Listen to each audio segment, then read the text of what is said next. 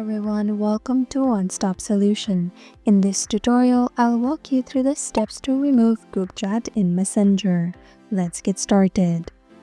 Start by opening Messenger on your device.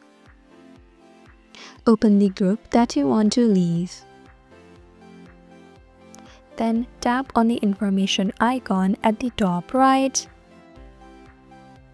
Scroll all the way down. Tap on Leave Chat.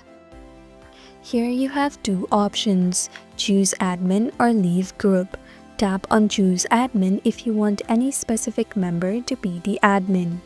If you tap on leave group, Messenger will randomly choose the admin. But remember, these options are available only if you are the admin of the group.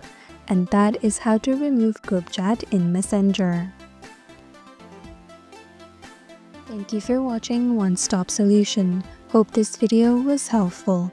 If it was, then hit the like button and comment down if you have any questions or feedback.